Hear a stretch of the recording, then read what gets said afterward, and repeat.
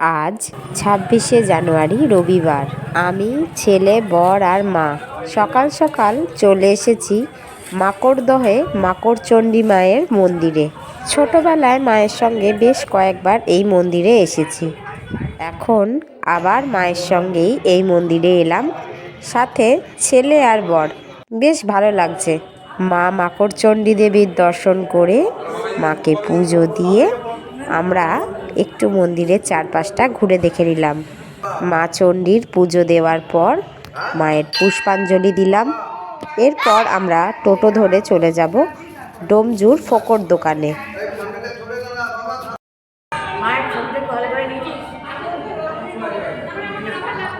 জয় মা মাকড়চণ্ডী। আমার ছেলের বন্ধুর বাড়ি ডোমজুর ফোকর দোকানের কাছে।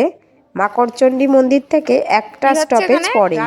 ওদের বাড়ির এত কাছাকাছি আসবো শুনেই ওরা আগে ভাগেই আমাদের নিমন্ত্রণ করে রেখেছে।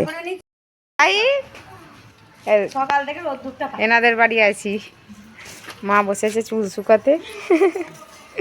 ছেলেমেয়েরা কতটা বন্ধু হয়ে উঠেছে জানি না, তবে আমরা মায়েরা খুব কাছের বন্ধু হয়ে গেছি। পাপিয়াদের বাড়ির চারদিকটা একটু সবাই মিলে ঘুরছি। পাপিয়াদের এখানে এসে এখন গাছ কেটে নিয়ে যাচ্ছি।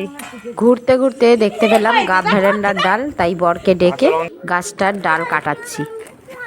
ডালপালা জোগাড় করেছি। আমি, পাপিয়া আর পাপিয়ার যা তিনজনে মিলে এখন ডালগুলো গুছিয়ে নিচ্ছি। শুনেছি এই ডাল দিয়ে দাঁত মাজলে নাকি দাঁতের ব্যথা চলে যায়। কি বলছে দাদু?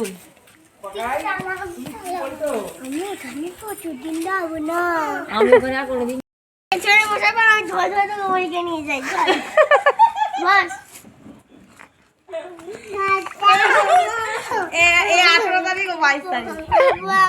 দুপুরে খাবার কিন্তু দারুণ আয়োজন করেছিল পাপিয়া। প্রত্যেকটা রান্নাই খুব সুন্দর হয়েছিল। খাওয়ার সময় ফটো বা ভিডিও তোলা হয়নি। আমার ছেলে তার বন্ধু বান্ধবকে পেয়ে খুব খুশি।